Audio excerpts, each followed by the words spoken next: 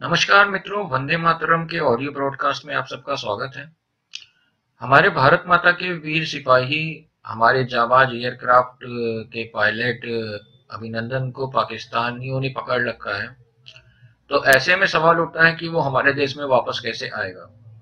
उस वीर जवान को वापस लाने के लिए जेनेवा कन्वेंशन की ट्रीटी काम आएगी। तो जेनेवा कन्वेंशन की ट्रीटी के बारे में आइए जानते हैं।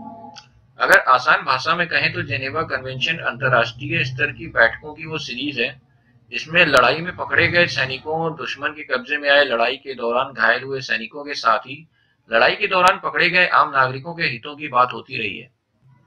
इसकी पहली बैठक हुई थी 1864 में। इसकी शुरुआत करने वाले शख्स का नाम था हेनरी डोंट।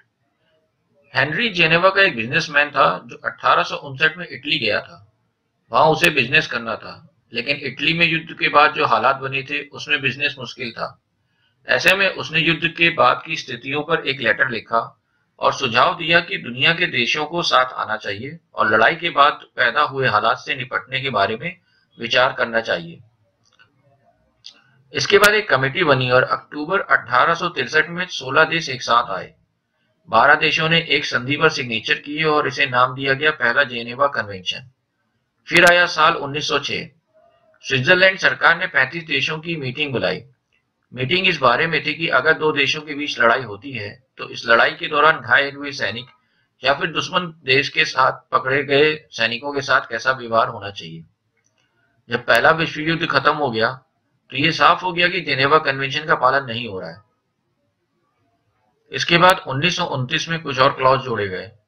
इस बैठक में जर्मनी भी शामिल था, लेकिन जर्मनी को इसका फायदा नहीं हुआ और नतीजे में दूसरा विश्व युद्ध शुरू हो गया। जब दूसरा विश्व युद्ध खत्म हुआ तो नए सिरे से कन्वेंशन पर बात शुरू हुई और आखिरी ड्राफ्ट तैयार हुआ सन 1949 में। मैं इस बैठक में दुनिया के कुल 194 देशों ने मिलकर युद्धबंदियों के साथ कुछ नए नियम तय किए। इसे ही जेनेवा कन्वेंशन या जेनेवा संधि के नाम से जाना जाता है। आइए इस संधि की मुख्य बातों को जानते हैं। संधि का मकसद उन सैनिकों या आम आदमी की रक्षा करना है जिसे युद्ध के दौरान दुश्मन देश ने पकड़ लिया है। किसी भी देश का सैनिक हो, चाहे स्त्री हो या पुरुष, उसे पकड़े जाने के तुरंत बाद ये संधि लागू होती है। इस संधि के अनुच्छेद 3 के तहत युद्ध के दौरान घायल होने वाले युद्धबंदी का इलाज ठीक तरीके से होना चाहिए। युद्धबंदियों के साथ हिंसा नहीं होनी चाहिए। उनके साथ किसी भी तरह का भेदभाव नहीं होना चाहिए। उन्हें ठीक तरीके से खाना पीना दिया जाएगा। खाना पीना ना देकर युद्धबंदी को परेशान नहीं किया जाएगा। पकड़े गए लोगों को डराया धमकाया नहीं जा सकता। उन्हें अपमानित नहीं किया जा सकता। पकड़े गए लोगों को कानूनी सुविधा देनी होगी। संधि के मुताबिक अगर कोर्ट में मुकदमा चलाना है तो वकील देना होगा। युद्ध के बाद युद्धबंदियों को वापस लौटाना होगा और जितनी जल्दी संभव हो लौटाना होगा। पूछताछ के दौरान युद्धबंदियों से सिर्फ उनके नाम, सैन्य पद, नंबर और यूनिट के बारे में पूछा जा सकता है। धर्म, जाति और जन्म के बारे में पूछताछ करने की मनाही है। किसी दूसरे देश के सैनिकों या आम आदमी की डेड बॉडी के साथ किसी तरह की छेड़छाड़ नहीं की जाएगी। पकड़े गए युद्धबंदी को उनके घर वालों से मिलने दिया जाएगा। युद्धबंदियों को ढाल की तरह इस्तेमाल नहीं किया जाएगा। पकड़े गए धर्मगुरुओं को तत्काल छोड़ना होगा। रेड क्रॉस सोसाइटी कभी भी इन युद्धबंदियों से मिल सकेगी। 1977 में जोड़े गए प्रोटोकॉल 1 के तहत इस संधि के तहत युद्धबंदियों को मिलने वाली सुविधाएं आम लोगों और मिलिट्री के लिए काम करने वाले लोगों और पत्रकारों पर भी लागू होंगी। जो लोग युद्ध में शामिल नहीं रहे हैं, अगर वो भी पकड़े जाते हैं तो उनके साथ ऊपर लिखी सारी शर्तें लागू रहेंगी। अगर युद्धबंदी कोई बच्चा है तो उसका ठीक से ख्याल रखा जाएगा। उसकी पढ़ाई लिखाई जारी रहेगी।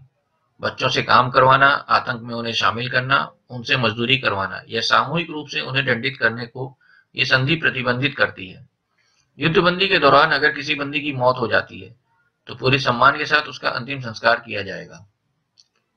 ये एक संधि है जिसको पूरी दुनिया के देश मानते हैं। पाकिस्तान भी इससे अलग नहीं है। लिहाजा इसे भारत के फाइटर पायलट को रिहा करना ही होगा। और हम इतने भरोसे से ये बात इसलिए भी कह रहे हैं क्योंकि पाकिस्तान ऐसा पहली बार नहीं कर रहा है। सन 1999 में जब कारगिल में युद्ध हुआ था तो उस वक्त भी हमारे एक बहादुर पायलट नचिकेता पाकिस्तान के हाथों बंधक बन गए थे। 7 दिनों तक दुश्मन की कैद में रहे और फिर 4 जून 1999 को पाकिस्तान ने उन्हें international committee of red cross को सौंप दिया था। रेड क्रॉस के जरिए वो वाघा बॉर्डर से भारत आ गए। इसलिए उम्मीद है कि पाकिस्तान जल्दी हमारे जाबाज अभिनंदन को भी वापस छोड़ देगा। मित्रों, उम्मीद है मेरी ये जानकारी आपके काम आएगी और आपको थोड़ी सी राहत मिली होगी।